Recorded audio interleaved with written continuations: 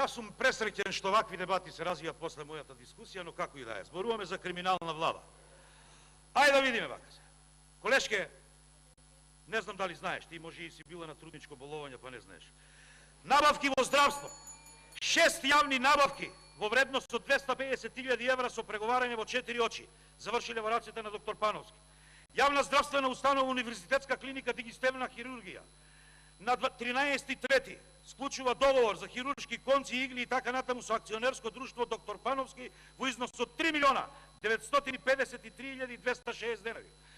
Трето, трауматологија, ортопедски болести, анестезија, реанимација и така натаму, ургентен центар на 22. склучува договор со доктор Пановски во внисина од 254.880 денари.